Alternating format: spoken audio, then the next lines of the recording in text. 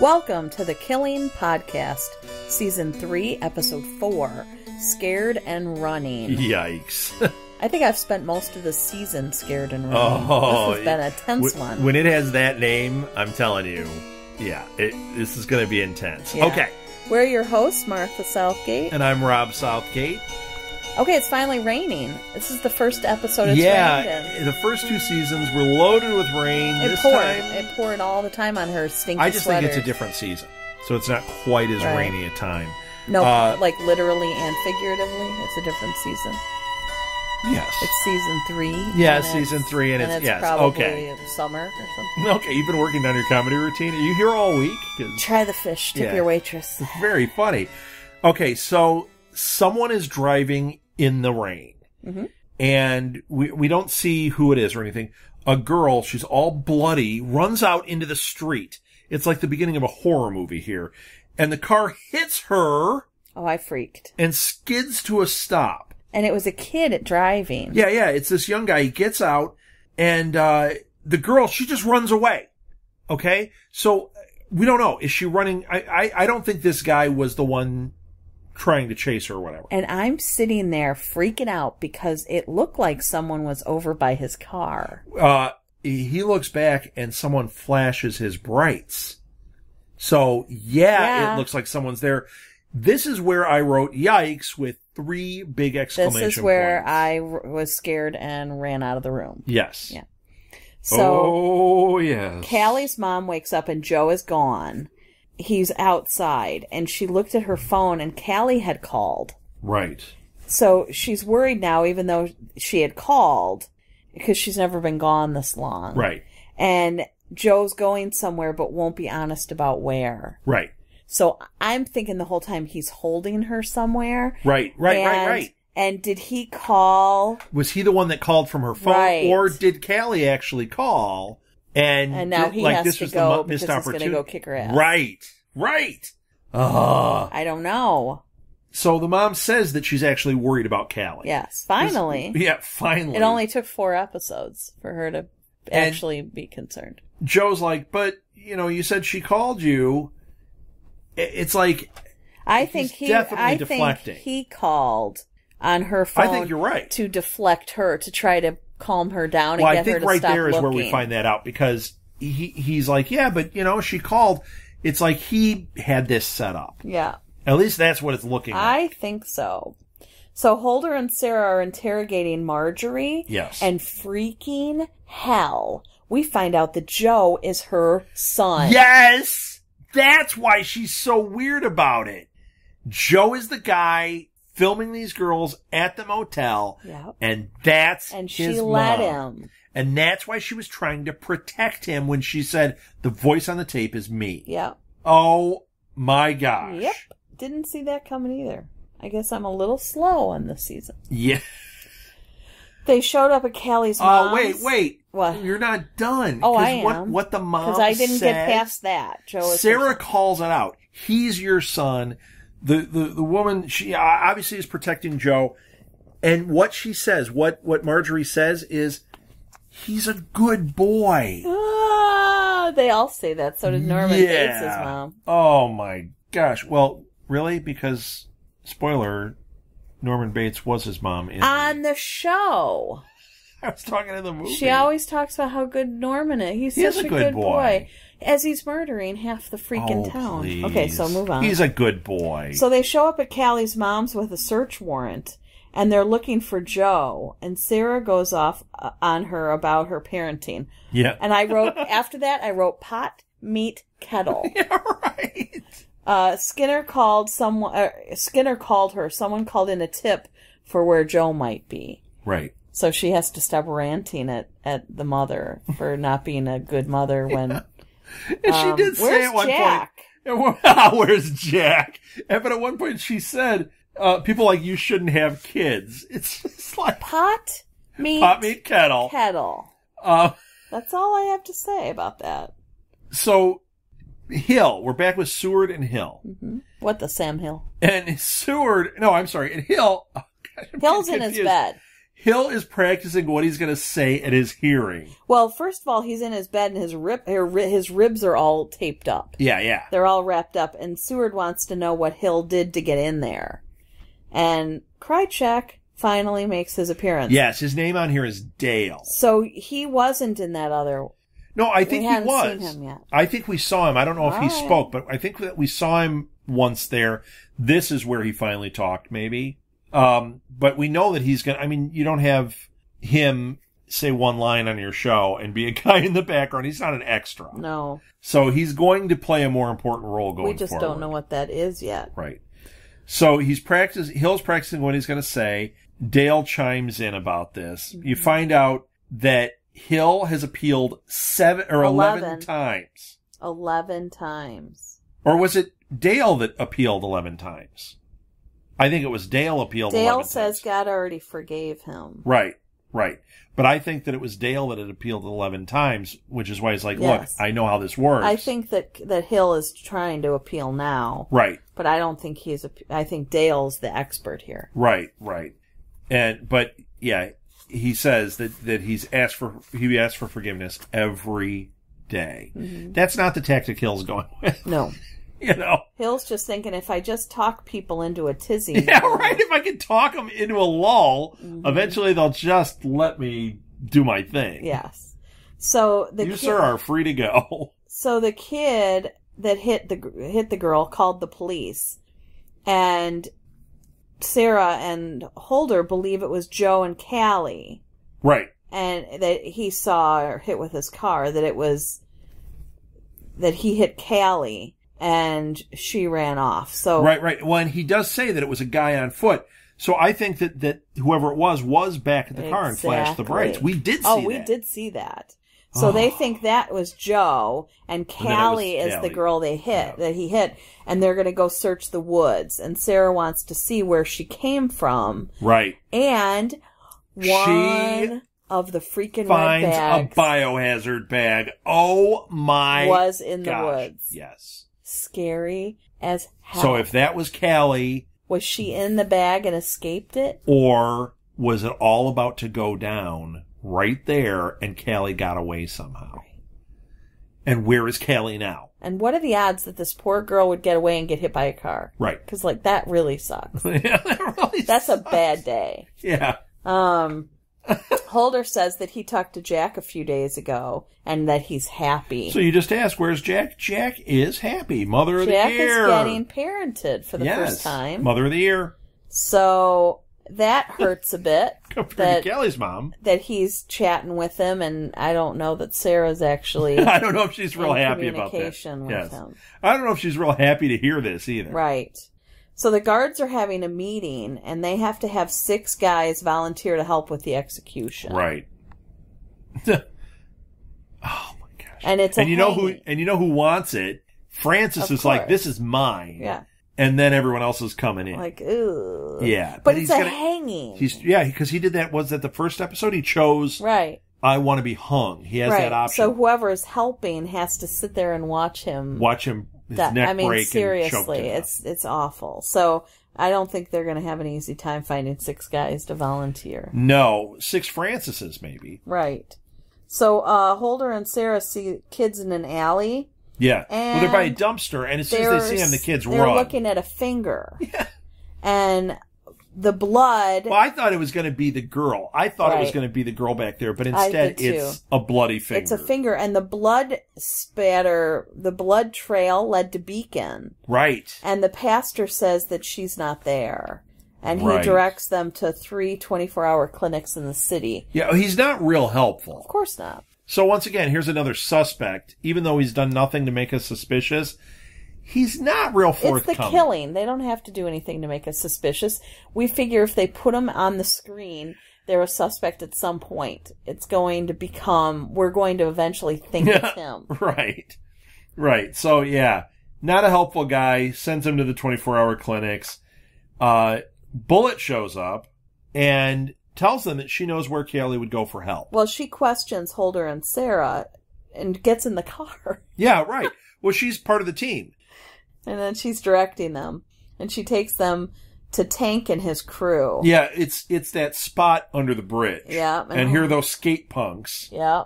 And Holder gets out to talk to him. To get street, he changes into his hoodie. That hoodie more or less. He's so funny. And he goes over to talk to him. But Bullet says, "You look like an idiot." Oh my gosh, I peed my pants. They are so funny. They're like a brother and sister. They're so cute. And and so Holder walks up to the guys. I'm just laughing about him in his hoodie. Wait. So Holder gets out to go talk to him, and he's got his hoodie on. Right. And Bullet says, "He looks like an idiot." Yeah. And to Sarah, oh my gosh, I was dying. Right. And then she says, "Bugs is pretty lame, but he grows on you." Bugs! And Sarah's just sitting there, And Holder tames a pit bull. Well, he goes over and he says that he lost his dog. Uh-huh. And then he does the dog whisperer thing on this pit bull. So he's showing him, like, yeah, I'm a dog owner, and, hey, we're all cool here. And he does, it actually works. Like, at first they're like, you think they're going to, beat Holder up, but he actually, with his dog trick, kind of gets in with him. Mm-hmm. One of the druggies said someone was crying over by the river last night. Yes! Oh my gosh. And Holder, kind of walks down by the river, and he spots these, tubes. Well, wait a second. In the middle of this, Bullet offers Sarah a fake tattoo. and of course she's going to take it. She tells Sarah she's the North Star. Right. Okay, so I just wanted to say that. Holder goes to look, and then he's finds got his something. tubes. He takes them to the other side of the river, and there's blood in a huge sewer pipe, and she's not there. Right. And Holder tries to let Bullet down gently, but she sucker punched him and ran. Yeah. Oh, man. Here's Bullet. She doesn't want to hear that her best friend is bleeding this is and full of blood. Yeah. So, but where's the body? Did this person catch whoever it is? Is it Callie? Where's the body? Did they escape? There's just a lot going on too much. here. So Holder invites Sarah over for food. Well, because it's been 72 hours since really they've slept. Been 72 hours, no sleep. Then he says, "You want to come by my dojo?" And she says, "Yeah, no, I'm not a fan of tofu lentils." Oh, she's so nasty. And so she declines. They part ways to go to sleep. Right. So, tofu lentils. Callie's mom. I like tofu lentils. I would eat that. Oh my gosh. Like grilled tofu with lentils. Yum. Callie's mom is calling her phone, and she's driving around looking for her. So we finally have. Well, and she's also drinking beer as she's driving around. Okay. She is classy. She's not doing it well, but she is attempting doing the to best care she for can. Her. So Seward's talking to Dale back in the prison, and Dale has a woman coming to visit. Yeah. And so he's asking him, "What was your wife like?" And Seward said she was a whore, not made for being a wife or mother. Right. And Dale says, "Did you love her?" And he says, "Oh, your wife disappointed you. Is that why you killed her?" Right. And then Seward's told he has a visitor. Yeah, they tell him he has a visitor. So, wow. So it's Tess Clark. It's Adrian. But they don't say. They don't No, but he does when he gets out there. Right. It's Tess Clark. It's Adrian's foster mother, and she wants to adopt Adrian. Right. And Seward says, "Why are you really here?" And she says, "Because Adrian wants to see you. He's forgiven you. He wants to see you." And Seward laughed and then left. Well, and the reason that he asked, "Why are you here?" is because he points out, when you're on death row, I've lost my rights to Adrian. Right. You don't have to get approval from me. And as soon as I'm dead, you just have to file the paperwork. Yeah, but the problem is he's a ward of the state, and they might not give him... No, they might not give her... if she could get him to sign the paper, she doesn't have to go through the state. She doesn't have to worry through anything. Yeah. And she doesn't have to worry that somebody else... They might give him to a couple. They might give him to somebody... a relative. True. And this way, she is guaranteed to have custody. Right. But, anyway, very sad scene. So Sarah's talking to a girl, and it turns out it's Skinner's daughter. Oops! Yeah. Awkward. I wrote, oops, awkward family moment. Because she's in the she's in the precinct. She's over at the police station. Yeah. And so Sarah's just thinking, oh, I'm just chatting with anyone, and doesn't realize it's her. Right. Yeah, that was it's so awkward. That was pretty bad. Sarah. Okay. Here we go. I know. Let me just set it up, and then you can get your feels out. Sarah goes to Holder's. She changes her mind. And shows up there, for her tofu lentils. And Carolyn, the ADA, is there. The girlfriend. And they feed her. Yep. And once again, okay, here's Carolyn is still lovely. Like, she's not a bad person or anything. This is your show. They're watching Catfish Kings on the DVR. Yes, and Holder says he loves noodling. I love that. Did you ever watch that? Do you know what Catfish Kings is? Do you know what noodling is? No. Okay, noodling, it's called hillbilly hand fishing. I know what canoodling is. Yeah, right. It's called hillbilly hand fishing. I've seen that. That's what it is. Oh, okay. So it's guys that, like, go along the edge of the and they catch bank them of the river. Their bare hands. They stick their hand in the catfish hole, and the catfish will bite their hand, and they pull it out with their hand. And, like, sometimes the hole's really deep, and they gotta, like, push their legs all the way in. It's this crazy thing. And you know what, Holder? I'm with you. I have watched hillbilly hand fishing. Awesome.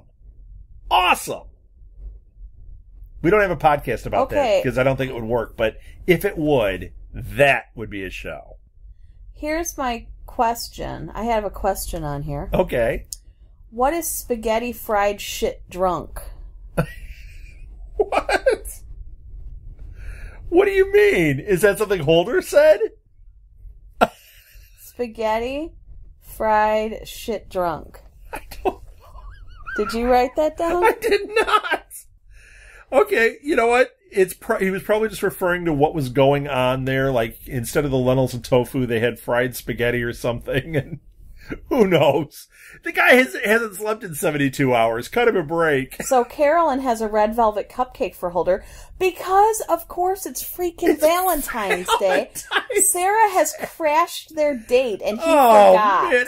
And his big move for Valentine's Day is to watch hillbilly hand fishing. And he forgot. So he invites Sarah, and three of them are sitting there, and she's like, oh, here's your red velvet cupcake. And then on top of that... And whatever this spaghetti fried shit drunk is. And then on top of that, his phone rings and it's Bullet. It's like, yeah, happy Valentine's Day. We gotta go to work now. She and I are going off Teenage Runaway, together. Sarah. I'm gonna leave now with Sarah. And, Most offensive thing in the whole show so far, Sarah leaves her food. Why do they do that? Eat something. Just take it in the car or eat it in 2 bites. I would have inhaled it. I would have too. It makes me crazy. Most disturbing part of the show. Okay, so a guy carried a girl into the alley behind a vet, and she was bleeding. Yes. They went into the vet and so Sarah and Holder went into this vet and found a guy with bloody hands. Right. There's a dead girl with her throat cut, but it's not Callie. Right. She's alive. So the girl that was in the tube and all that, we're assuming not Callie. No. Wow. So Sarah goes to the hospital with her, and Holder stays behind to deal with Bullet, and Holder comforts her, and that was very sweet. So this girl, they have a girl that recently now has escaped from the killer. Yes. So now, hopefully she won't have like brain damage or die in the process, and she might be able to offer some clues. So wow, this is big stuff. Yes. The cops arrest the vet, and the girl's loaded in the ambulance. So this vet, I mean, this is like a side business or something, I'm assuming, and it's over. Holder talks to Bullet about what's going on, and I just wrote this whole thing was just very sad. Yes.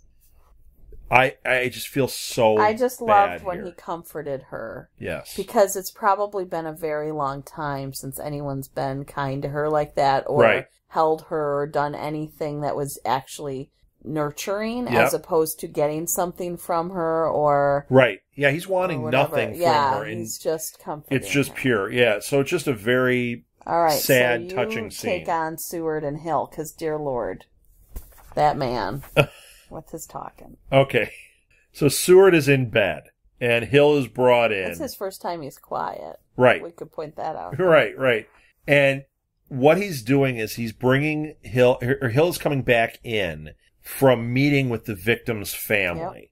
That was what Dale was telling him was, you want to get your appeal, you need to meet with the victim's family. And you need to apologize. Was frickin' crazy. Did you see this coming in any way? No. He tells Seward about his crime, says he was robbing a guy, shot the guy, then shot the woman.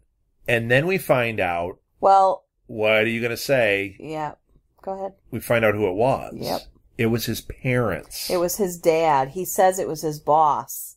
He said, I was stealing from my boss's safe. Right. And then she walked in. Said, his boss was behind him in his pajamas when he was robbing the safe. And he turned around and shot him, and then his mom was there too, and his and brother, the people that he just met with. Or he shot her and his siblings. Right, his brother and his sister were the ones that showed up at this hearing, or not. It wasn't a hearing; it was to meet the victim's family, his brother and sister, and they forgave him. So I cried because they forgave him. So much worse. And oh my gosh! And then you go. You want to talk about big feels? Here it is. And why he doesn't stop talking? Because could you imagine letting your brain go to that? No. He's got to have constant motion, flow, so that he doesn't ever have to stop to think. Oh.